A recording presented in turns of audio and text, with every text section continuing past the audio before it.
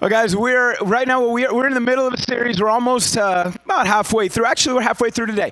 It's a series called Hidden Figures.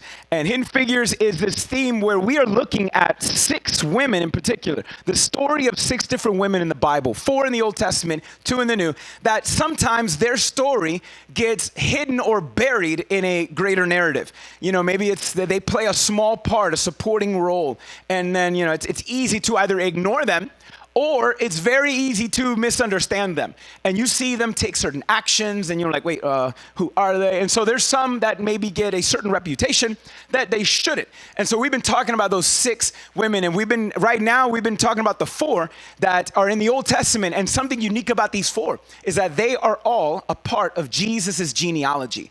In the Gospels of Matthew, which was one of Jesus' disciples, he opens up talking about the genealogies to prove that Jesus was this promised Messiah, linking him all the way to Abraham.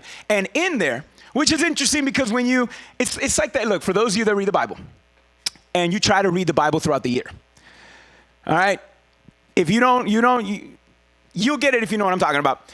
You get to and so-and-so begot so-and-so, and you like brace yourself, right?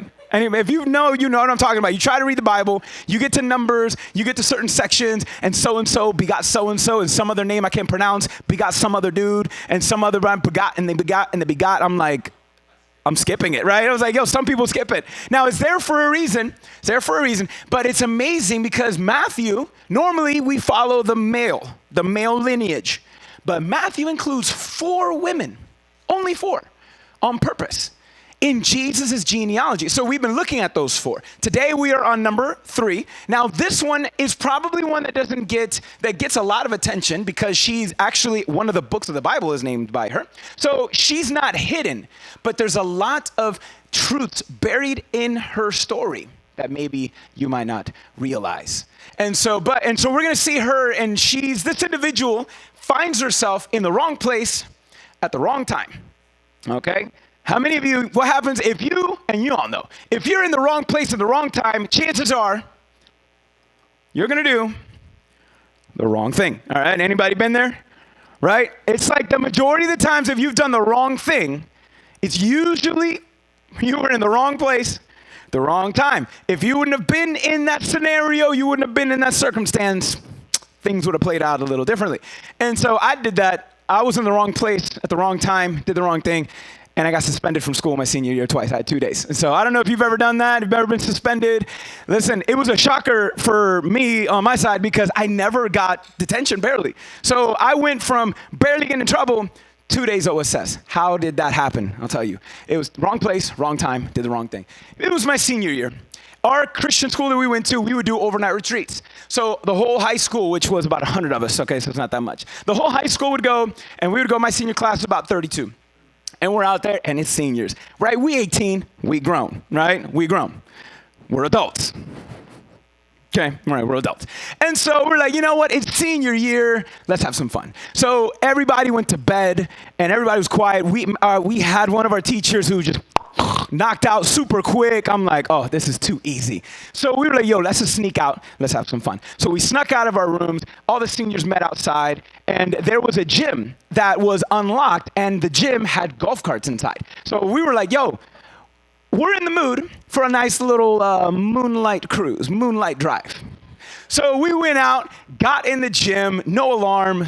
Dumb on their part, okay? So we get in, we go, hop in all the golf carts. Everyone's just kind of doing donuts. Very, respectful. We're adults. We're 18. We know what we're doing.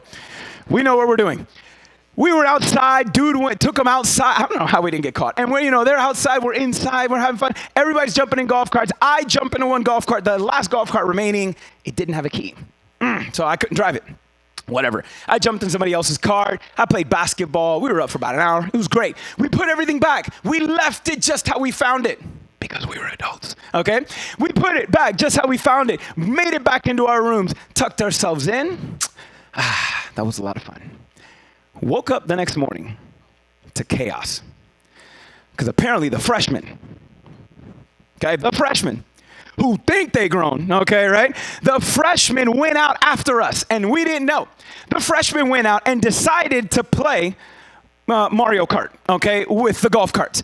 And so it turns out that not only were they bumping into each other, I mean, smashed the corners of the golf carts, and they, I mean, were clipping, scraping drywall from pylons and the walls. I mean, I don't know what they were doing, but they just left a mess. So it was like guilty by association, because again, we were good. It wasn't our fault.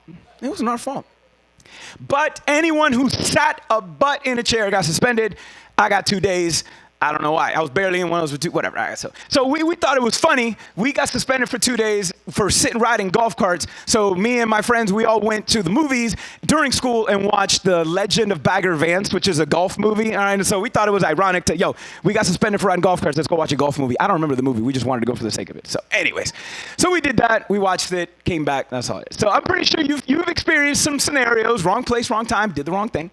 Now, I was able to bounce back. It was only 2 days. So we were able to bounce back. We caught up from school, things like that. That's all good. But how many of us know that there's other stories in my life that it's harder, I made a wrong decision and it was harder to bounce back from? You ever had one of those? Some of you guys are still on the bounce up, right? And so like I'm trying still to get back, okay? I'm bouncing back, I know, that's hard. There's certain things, certain circumstances, maybe yours, maybe either everything else, that it's hard to bounce back from. And the story that we're going to read today is one of those. It was a story that it's for women in her time. When this happened, these circumstances happened, it was hard, almost impossible to bounce back from. And the story we're going to look at is a lady named Ruth. And so we're going to look at Ruth and her circumstances. It's a great story. I don't know if you know this, but it's a tiny one. And it's only 4 chapters, really quick. You can read it probably in 20 minutes or less, depending on who you are. And it is considered the crown jewel of the Old Testament. I think it's pretty cool. The reason why is because the story is actually considered scholars consider this story a literary masterpiece. Okay, the book of Ruth. And it is considered the crown jewel, the way the story is played out, the way it is written, the grammar, the syntax, the development, the plot. It's great. So it's a really, really good story. And we're just going to do a quick cruise on it. I'd love for you to go back, read it this week, now that you get some context. And so now when we read Ruth, you got to understand where it's kind of tucked in. And so right before the book of Ruth is the book of Judges. Right after Ruth is this guy, 1 Samuel.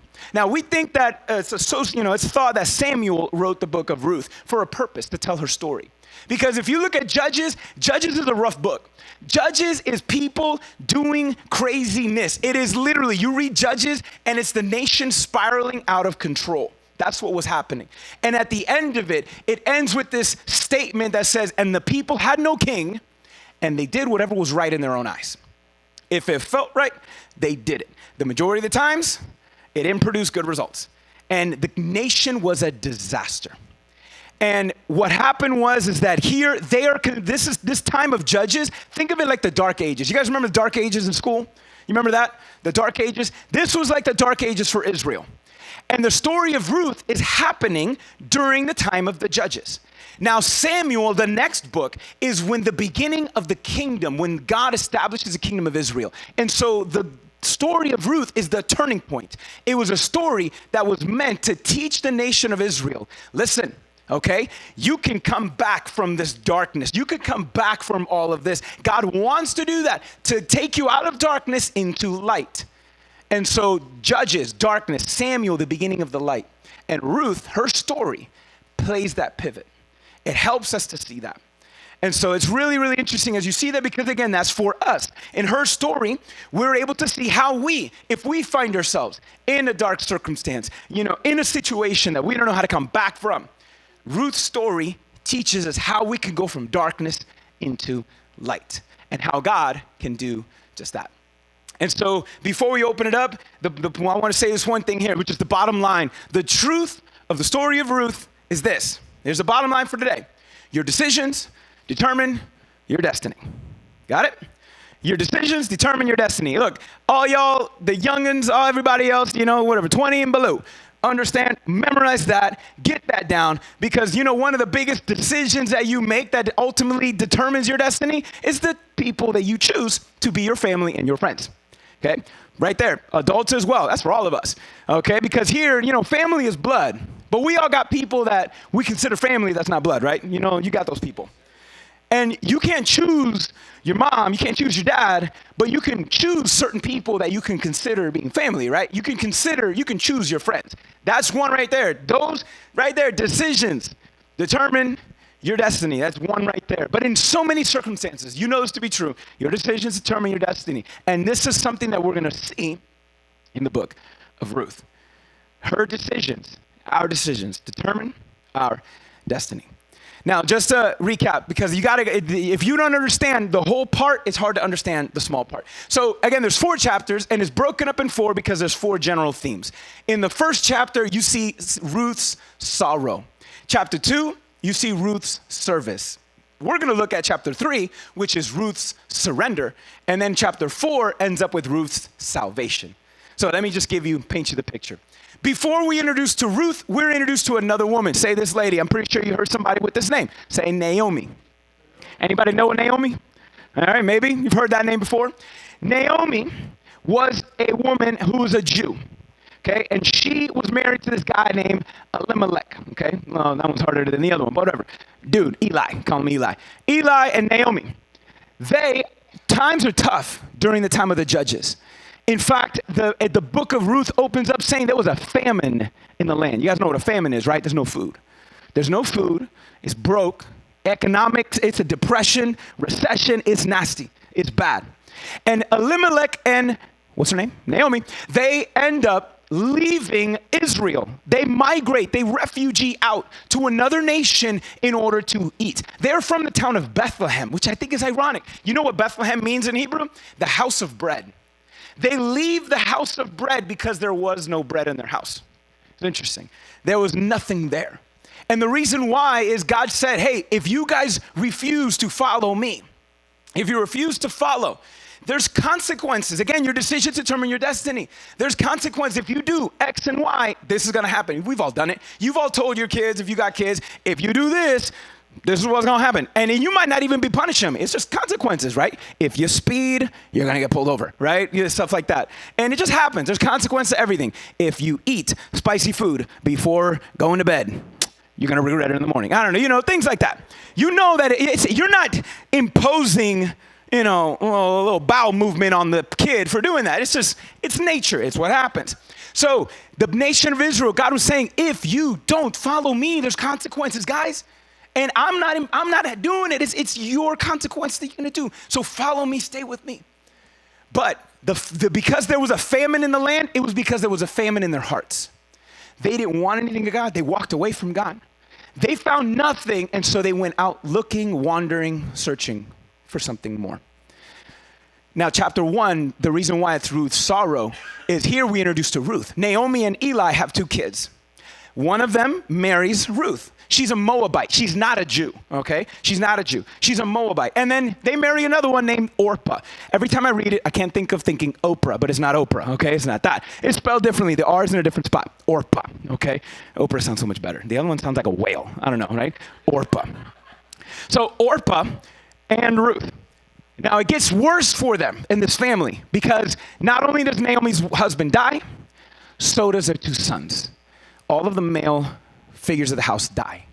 Now, for those of you, if you've been here for the last couple weeks, you know we've been talking about this. In ancient times, if you were a woman who was a widow and had no heir, you had no sons, that was the worst situation for you because no one was going to marry someone who was not a virgin. And if you didn't have kids, no one was going to take on the burden of taking care of you because this was different. Okay, it was difficult. Different times.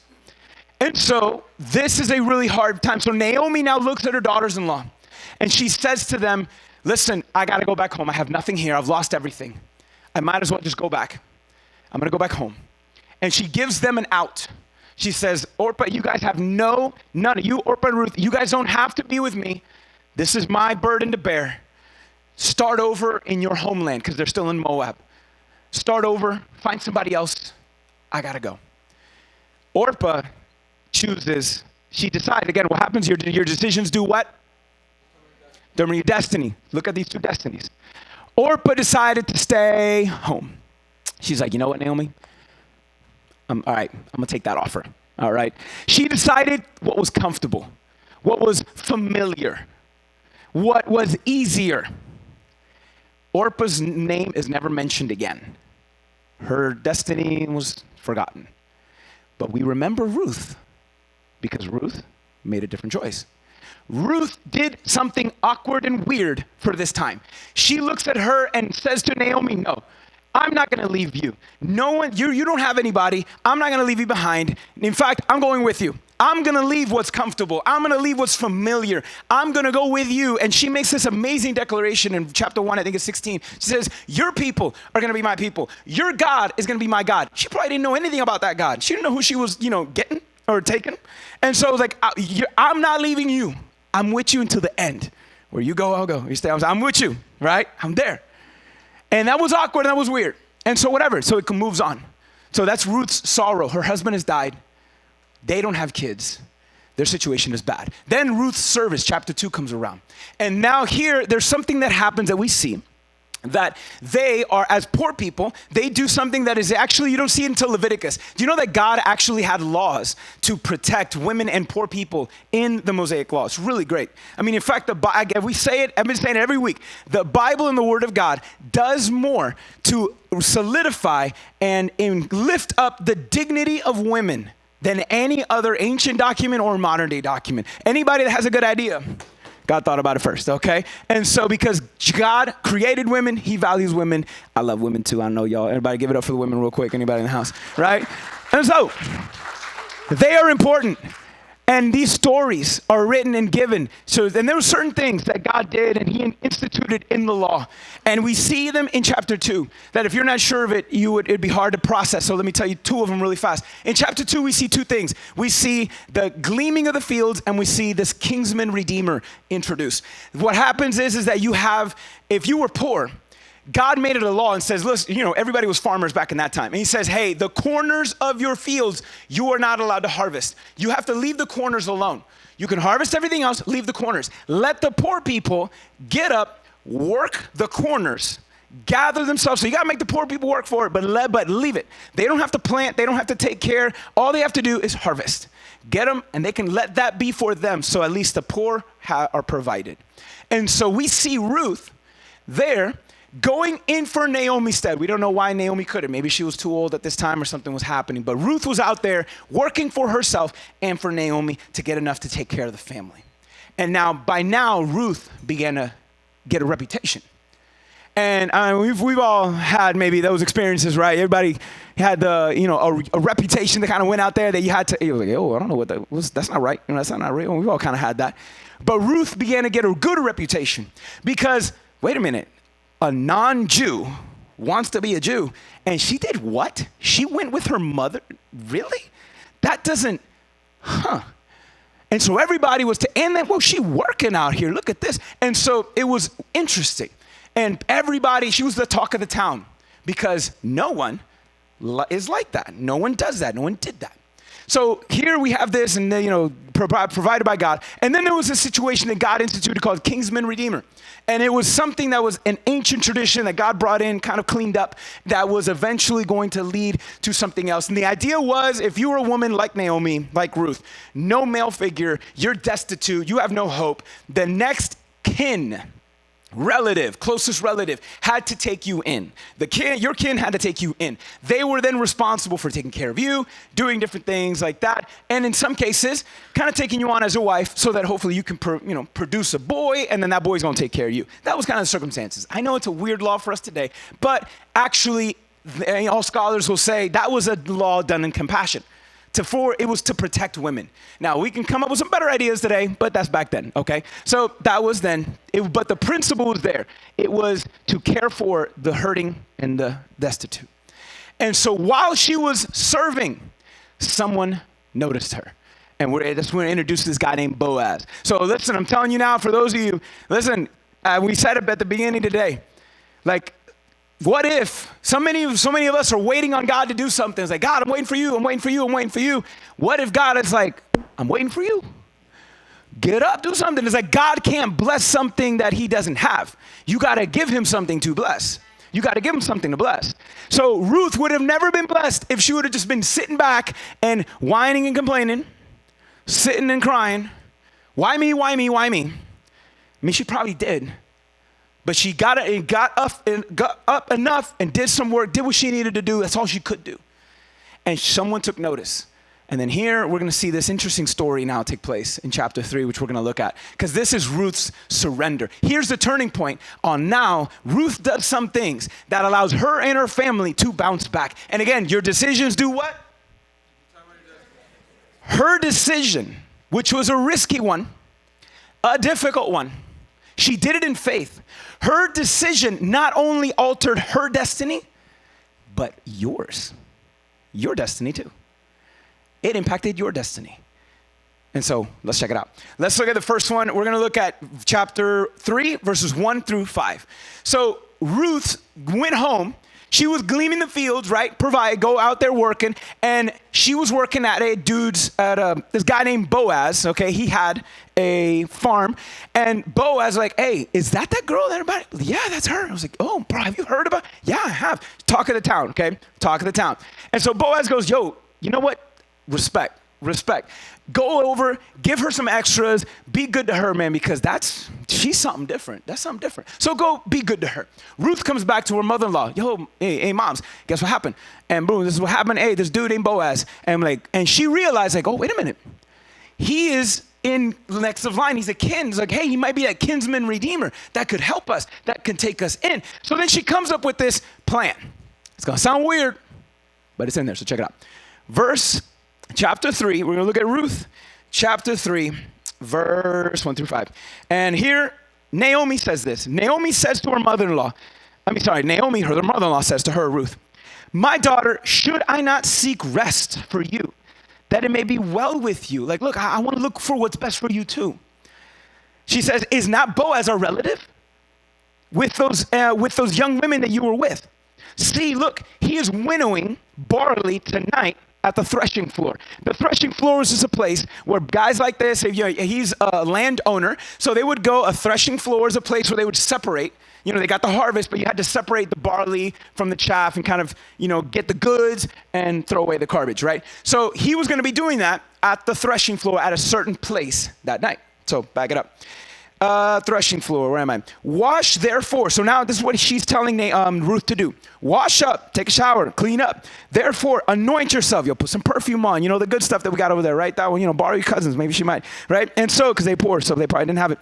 Wash therefore, anoint yourself. Put on your cloak. You'll put on that nice little outfit that, someone's that right there, the nice one. Put on that outfit, okay?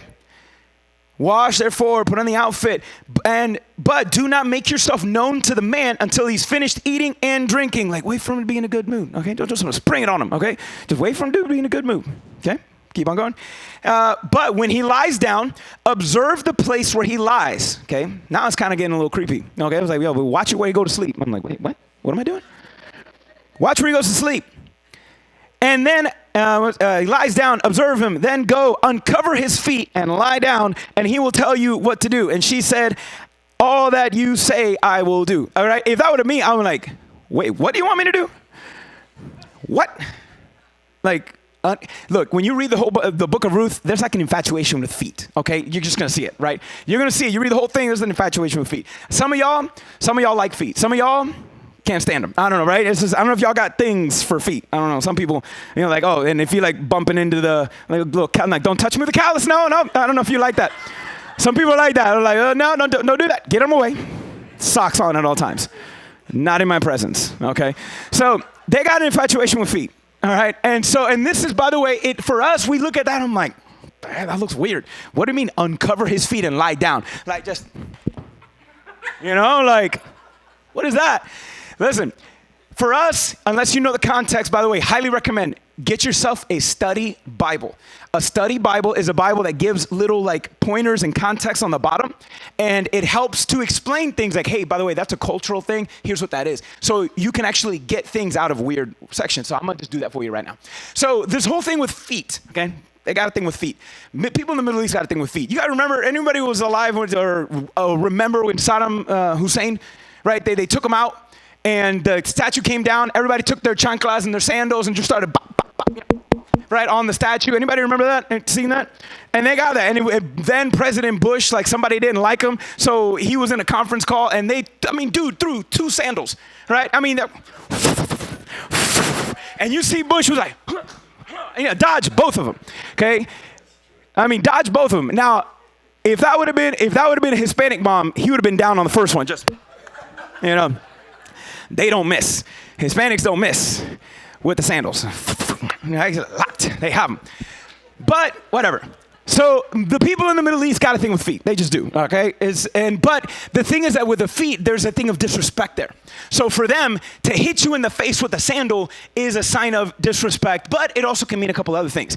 This act of uncovering his feet was to get his attention. You're going to see right now, the equivalent of her uncovering his feet and lying down is this. What happens if you see somebody in public, a couple, and one person does this?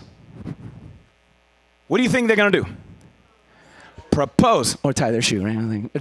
Fellas, don't you dare. If you're dating your girl and you get down on your one knee, you look at your girl and be like, hold on one second.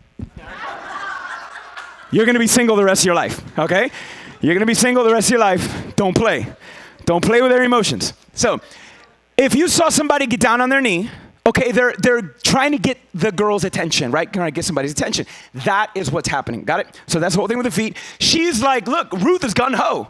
She probably didn't understand this culture. This understood like, all right, moms, you uncovering his feet? Okay, whatever you say. Whatever you say, I'll do it. So this was Ruth's preparation. Ruth's preparation. She's getting ready to do something. Now let's look at Ruth's actual action. Let's see what she does. Verse 6. So Ruth went down. She got dressed, anointed, all that perfume. She good. She looking cute. She went down to the threshing floor and did just as her mother-in-law commanded. And when Boaz had eaten and drunk and his heart was merry, dude was in a good mood, he went to lie down at the end of the heap of grain. By the way, he slept there. Usually people would do that to protect their stuff so no one would come and steal it. So he's sleeping with the merchandise to make sure no one takes it. So guy's fast asleep. Boaz enters, drinks, lies down, heap of grain. Then she came softly, uncovered his feet, just laid down and waited. At midnight, the man startled and turned over, and behold, a woman lay at his feet, okay? And he says, who are you? Okay, so the stories are funny. When you read this, could you imagine, right? Who are you? And she answered, I am Ruth, your servant. Spread your wings over your servant, for you are my redeemer, okay? Now, pause.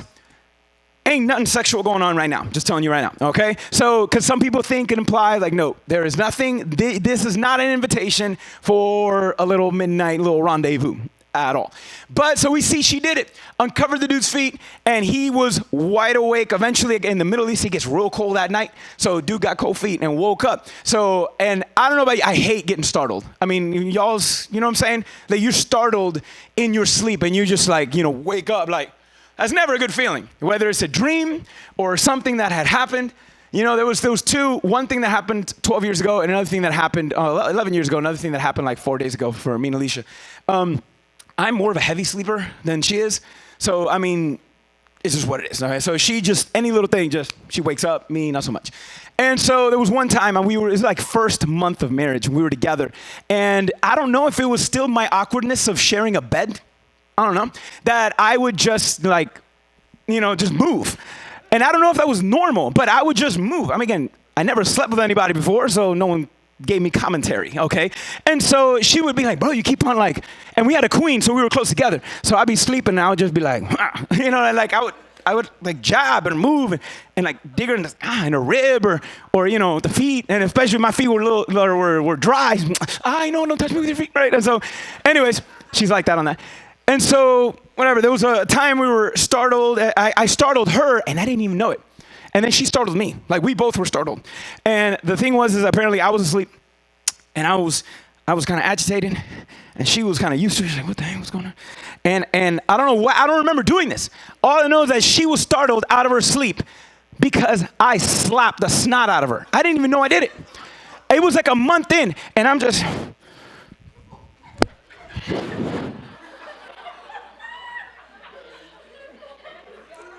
dead asleep. So she wakes up to that, just bow, huh? Look, I was startled too. I was startled because I woke up on the floor. She kicked me.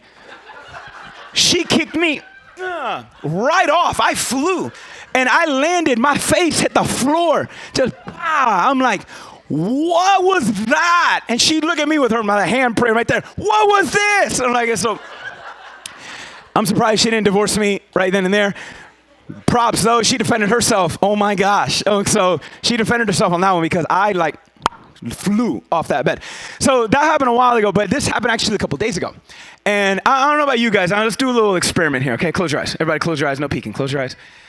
Close your eyes. Everybody close your eyes. Okay, imagine you're dead asleep. It's quiet. It's dark. You know, you hear the crickets out in the back. You feeling good. You deep in REM sleep, all right? And then, out of nowhere, you hear right outside your window.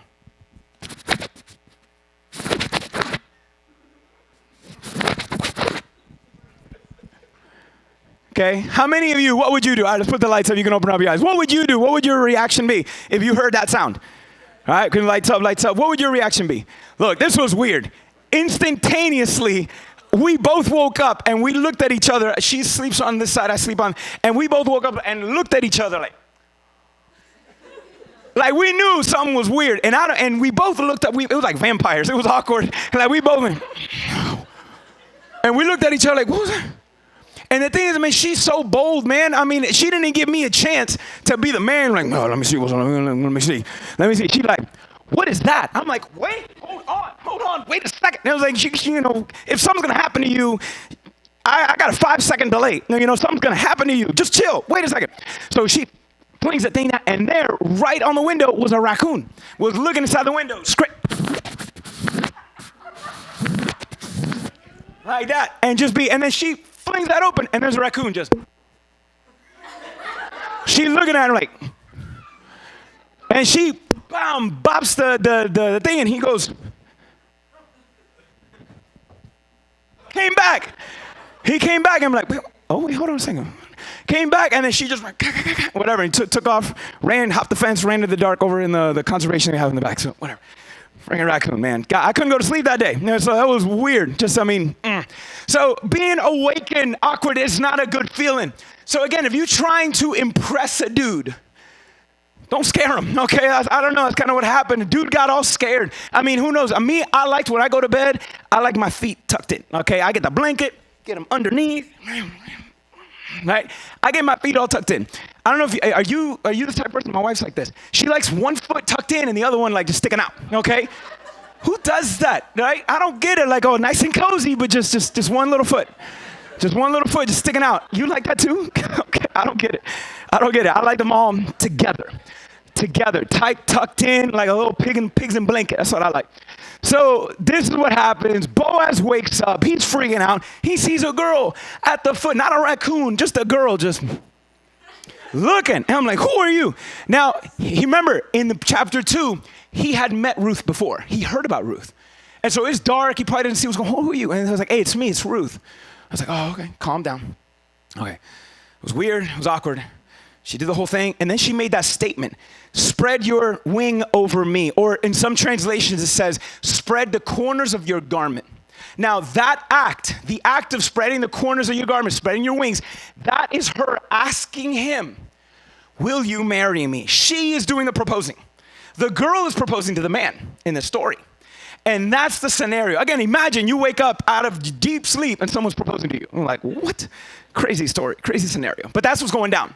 And she says, you are my redeemer, meaning you are someone who could help me. You can save me. A redeemer, we all know it. We've all redeemed stuff. You know what it is? When you got a coupon, right? Hey, go redeem this for a prize. Go redeem this for, you know what that is? You take it, you exchange it, you get something good, right? Whatever it is. So she says, you're this guy. So now that was Ruth's preparation and interaction. Now let's see Boaz's reaction to all this. Okay? Verse 10. Now he responds to this marriage proposal. He says this, may you be blessed by the Lord, my daughter, for you have made this last kindness greater than the first, in that you have not gone after young men, whether poor or rich. He is flattered because by now Boaz is a little older. He's on the older scale.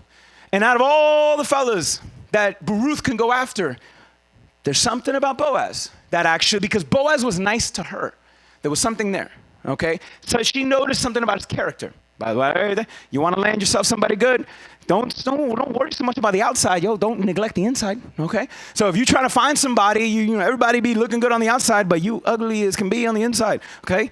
You need both, okay? Look, get your act together on the inside and take showers and you're straight and you'll be fine, okay? Just do that. Just do that. So she goes, hey, this is kind. I'm like, wow, he's flattered. You want me to marry you? Out of all of the people, you want me to marry you? And now verse 11. And now he tells her, look, my daughter, don't be afraid. Don't be afraid because again, if he refuses, if no one redeemed her, she was afraid of what her future would be. Lonely, destitute. So he says, don't be afraid. Don't be afraid. I will do for you all that you ask. For all my fellow townsmen know, look at this, that you are a worthy woman. Your reputation is throughout town and everybody knows you're a worthy woman. You are a person of honor, of respect, integrity. Remember, again, not a virgin. So if you, not a virgin, no one wanted you. But there was something about her character, her nature, who she was, that, you know what? I can overlook that. She's special. She's special, a worthy woman. And verse 12, and now he says, and now it is true that I am your redeemer. I am a redeemer. Yet there is another redeemer nearer than I. Meaning, look, there's actually somebody in front of me that technically he has to, you know, he's the one according to the law. He says, remain here tonight. In the morning, if he will redeem you, good. Let him do it. But if he is not willing to redeem you, then as the Lord lives, I will redeem you. So lie down until morning. Now, again, not a sexual proposal. He's just saying, look, it's dark. That way she didn't got to be running out in the middle of the night. It was just a way of keeping her safe. And that way she didn't look weird. Like, yo, you know, the girl will be leaving Boaz over on the threshing floor in the middle of the night. What's going on here, you know? Again, she was a worthy woman. So there was nothing about her that was bad, you know, good character. In fact, and then he actually says, hey, you know what? Spread your garment out. And he gave her all this extra barley. So when eventually in the morning she went home, she didn't leave empty-handed, okay? She was given almost like a deposit, like a security. Look, you know, here you go. You're not going to leave empty-handed. You got enough food for you and your mom's to last you for a little bit. And that was chapter 3. Now, chapter 4 is her salvation. This was her Ruth's surrender. Now this is Ruth's salvation. The guy who was the rightful heir was willing to claim the land, which, by the way, that was a perk. Like if you took a wife like that, not only did you get the wife, you got the land. You got the property of the dude. And the guy was like, yo, I'll take the property, but look, I got enough with just one woman. I don't know about another one. I'll take the land, but I don't want to take the girl. So he surrenders his right. Again, takes a sandal off, throws it. Again, a thing with feet. Okay, it's a thing with feet. That's how they did transactions and stuff like that. So Boaz was like, oh, the dude wasn't willing. He didn't want to. Boaz stepped up, married Ruth. Ruth then became part of the family. And then at the end of Ruth, I'm just going to read it to you. Check this out. Look how her story ends. Again, what happened to Orpah? Nothing. We don't know. Her decision to keep the easy road led to her destiny. We don't know what happened, but we're only talking about 2,000 years later, the opportunity she missed versus Ruth's. Look how Ruth's story ends up. Now, these are the generations of Perez, which was Tamar's son. We talked about this a couple weeks ago. Perez fathered Hezron. Hezron fathered Ram. Ram fathered Aminadab. Aminadab fathered Nahshon. Nahshon fathered Salmon, which was the husband to Rahab, which we talked about last week. Salmon fathered Boaz. So Rahab is Boaz's mom. Okay. So Rahab and Salmon fathered Boaz. Boaz, with Ruth, fathered a dude named Obed. Obed fathered Jesse. Jesse fathered David, who would be the king. So here, she went from a poor woman to now in the lineage of royalty. And not only that, but Jesus, she was named as one of Jesus's ancestors. She's a part of the lineage of Jesus. And so it's so cool to see her story in there, because what's amazing about that is that, again, in her desperation, she was desperate. And she went and called and asked Boaz to be her redeemer, and he did. Listen, it works the same with us. When we realize our desperation, when we realize our need, when we realize our condition, And when we go to Jesus and says, Jesus, can you save me? Jesus, can you redeem me? He accepts us and makes us a part of the family of God, just like Ruth. That's Ruth's story. That's our story. That's our story. And again, you can see that the decisions determine your destiny. Her decision to operate in faith and in courage and all those things and in honor, because she was a person of integrity, a worthy woman. Listen, you can't develop that reputation overnight. That takes decision after decision, day in, day out, to build a reputation. You know what a reputation is? It's part of you who repeats itself. You catch me with that? A reputation is something of who you are that repeats itself. That's your normal setting. That's your default. That doesn't happen overnight. And so those decisions led to her destiny like that. And it not only impacted hers, but it was a model for the nation of Israel.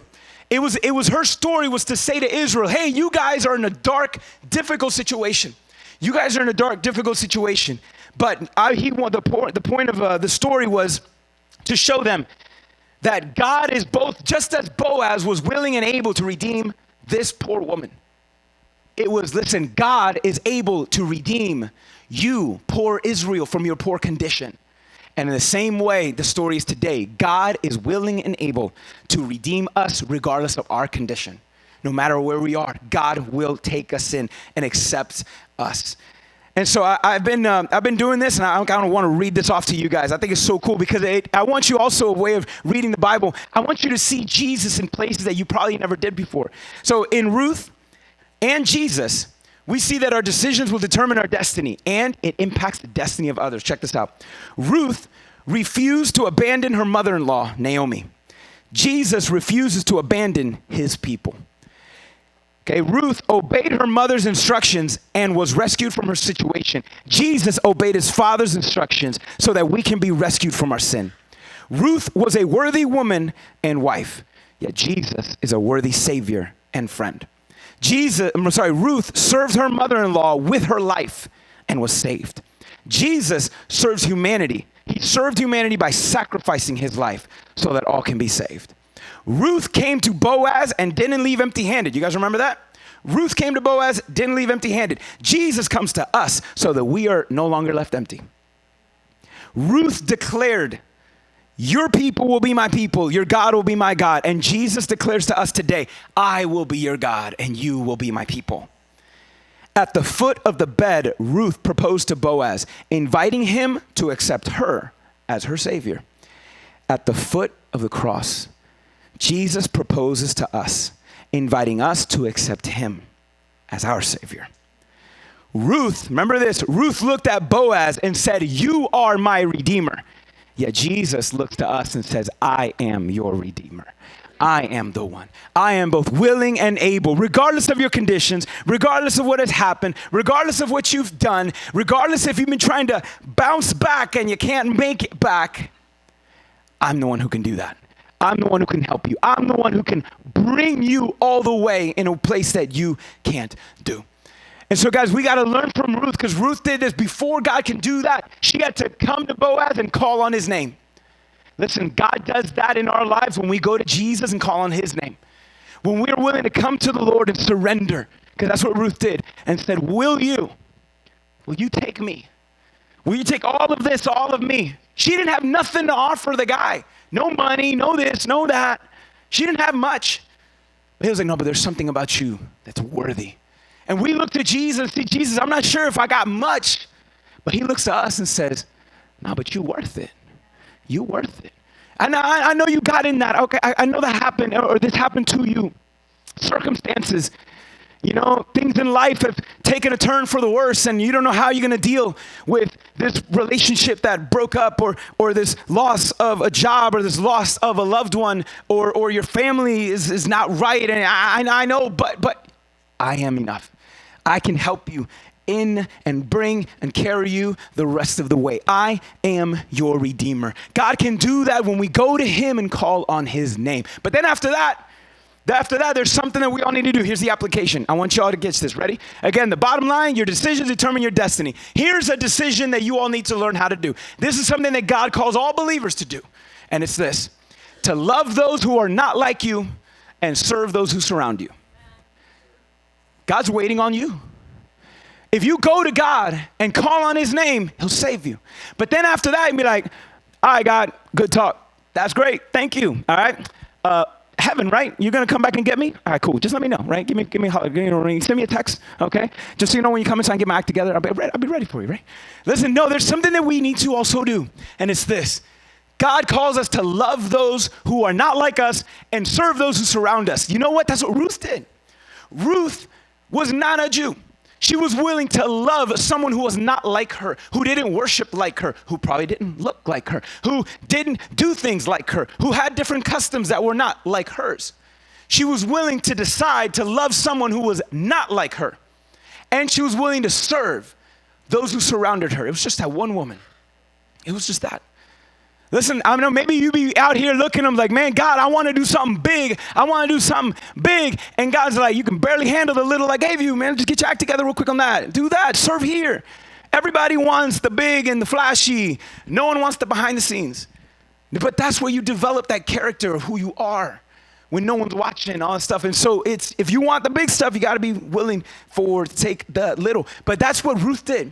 Ruth loved someone who was not like her, was willing to serve those who also, or whoever surrounded her. And listen, that is God's call for our lives. As a church, I'm telling you now, for those, especially if you're new, this is, you showed up at a good time, okay? Because I'm telling you, that's our heart. We want to be a church who does that, who's willing to love those who are not like us. Look, I mean, for 30 plus years, we have been a Hispanic congregation, but obviously you can tell no estoy hablando español, okay? I'm speaking a different language for a reason, because we are trying to be not just a church of some people. We want to be a church of all people, for all people, to make sure that that's what we want to do. Because that's what God's family looks like. You read at the back of the book, what does God's family look like? What's heaven going to look like? A bunch of people who don't look like each other. What is heaven going to look like? A big family of a bunch of people who don't look like each other, but loving each other. And loving God and being loved by God. And the love of God is what does it. Listen, for us, we are called to love those who are not like us, who don't look like us, who don't vote like us, who don't talk like us, who don't share the same things like us. It's hard, it's difficult, but that's what Jesus does. Jesus loves people who are not like him. He's holy, we're not, but he loves those who are not like him. In fact, we're even called to love those who don't even like us. You good on that one? You're even called to love those people who don't even like you. That's what Jesus does. That's what Jesus does. And serve those who surround us. That we are drawing bigger circles every single time to say, oh, wait a minute, no, you too. God can do that with you too. God can do that with you too. God can do that with you too. That's what we want to be. In fact, if you missed it, there is a blue table out in the back. Over there, you'll see it. You can't miss it on your way out. And there's a bunch of cards there, and we put them there for a reason. Because we had a lot of, not only from your generosity, from what you were able to do, we were able to, for the school across the street, Esrig, we were able to provide some breakfast for the parents. We had free coffee, worked with the Starbucks down the street, provided free coffee for parents and for the kids. Well, not for the kids, coffee for kids, no. The parents of the kids, the teachers, their first day, we provided some breakfast for them, first day also. And, we wanted them, and we also actually donated furniture for the teacher's lounge because it was looking all raggedy and whatnot. So so they showed up to brand new furniture, to food and being welcomed in front. And so they were loving it. And that was your generosity. Not only that, we had a lot of kids. Hey, anybody here, the teenagers who helped serve that day? Anybody here? Raise your hand. That you went out, we were working outside, okay? Listen, we had about 15, 16 teenagers go out there and do manual labor, which enough is proof that Jesus exists, okay? They put their phone down for a little bit, okay? They played with it sometimes. And they put their hands in the dirt, pulled in weeds, doing that. Our parents are like, oh, wait, they can do what now? Okay, guess what we're doing when we go home? Okay. And so they did that. Made it super nice. We saved a lot of work from them. It was hilarious because the majority of them showed up. We heard, hey, we're going to volunteer. But they showed up with like cute little outfits and stuff. I'm like, what are you doing? I said, we're working outside. I was like, I just thought we were going to come and pray. I was like, no, put your hands in the dirt. Let's go, get to work. And so it was funny. But listen, that school, the teachers, that table is full of thank you cards. Now, I know a lot of it says my name because I was the contact, but it's a thank you to all of you guys. And see, that was us. We're going to love people across the street. Love those, serve those who surround us. And we can see, and why do we do that? Because the more we show people, the more we do good, we show others how good God is.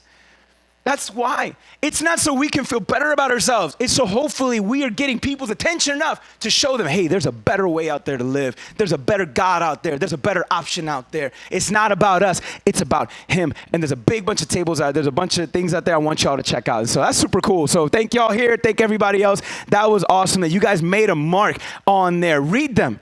They were like, yo, we're so appreciative that we have neighbors like you. I love that card. That's what it's about. Loving those who are not like us, serving those who surround us. Listen, when we are willing to make that decision, it determines your destiny, but it also can alter the destiny of others. And you never know. You'll never know what that impact is. Ruth did not know that her decisions that day to uncover some dude's feet, as awkward as that was, we would be talking about her almost 3,000 years later and looking at her as a model, as an example of faith and courage. She did not know. Her life determined your destiny because it was through her that we got Jesus. And listen, Jesus' decision determined your destiny too. Jesus decided to die so you can learn to live. Jesus decided to die so you can learn to live, altering your destiny forever. And if Jesus can love those who are not like him, then we can do the same through him.